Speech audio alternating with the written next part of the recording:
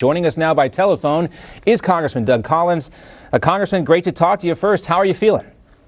I'm feeling great. This is the most amazing thing about this is we're feeling good. We have not had any symptoms. And, I'm maintaining my regular schedule. I did my workout this morning. But out of an abundance of caution, as I said in the statement yesterday, we want people to, number one, take this issue seriously. We want them to do what the CDC says, and that is to make sure that if they have the possibility, they stay away from people. But to wash their hands, do the things that this administration has taken the lead in making sure that our country is safe, to do those so that we can highlight and make sure that everybody's safe. So the perception is that we're doing everything we can to make sure there's nothing wrong. Now, you were with the president, of course, on Friday. You guys, of course, at the CDC there. You did not fly with him on Air Force One, but your colleague Matt Gaetz did. Is that correct? That is correct, yes. We were supposed to, but we had a mix-up in scheduling, and I came back after they thought they were not coming to see the other day. Right. Yeah, that was a little mix-up there. But you're not concerned that the president has been exposed to this, are you? No, not at all. I mean, from my perspective, and this is where people need to know that, look, the CDC is the same group. The same group that we're working with here is the ones who stopped Ebola in its tracks. This is one of the best in the world. The CDC, located here in Georgia, is one of the best organizations, and they knew about this from early on when the Chinese said they have a new strain. They kicked into action immediately.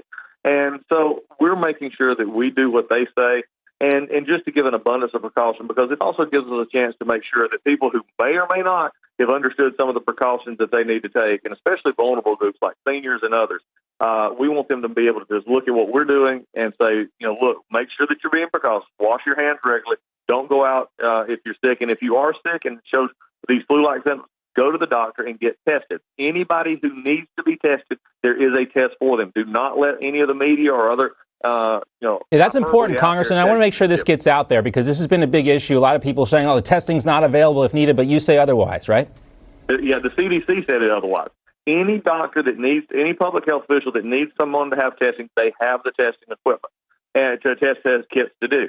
And this is something that we need to make sure. But they don't need to be testing randomly everybody. If you're not symptomatic, if you don't show the signs, then there's no need for the test.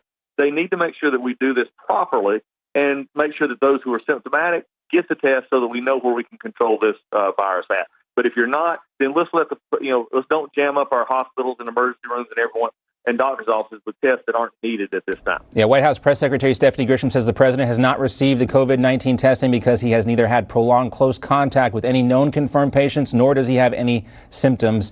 That from the White House. Now, we've also heard, Congressman, about some bailout packages, perhaps a payroll tax cut. What are you hearing about that, and will we see anything materialize soon?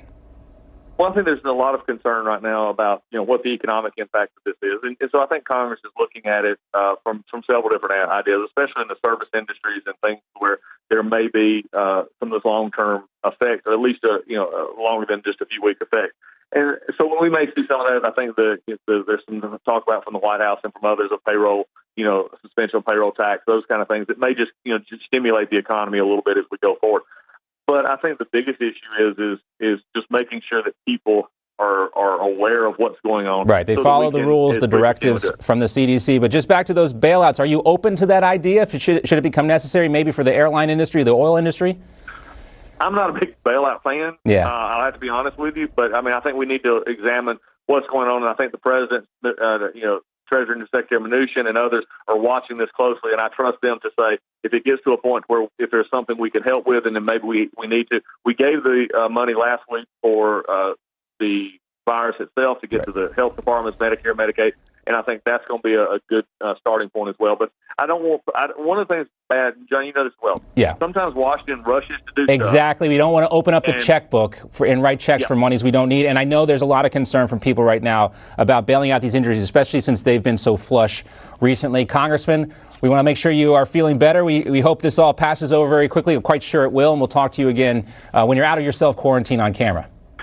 I look forward to it. Yeah, there's a lot of things going on we need to talk about. You just watched Newsmax TV, America's fastest growing news channel, now in 65 million homes. Get Newsmax TV on all the major cable systems or go to newsmaxtv.com and click on the Find Newsmax tab to locate us. Remember, Newsmax TV, we're real news for real people.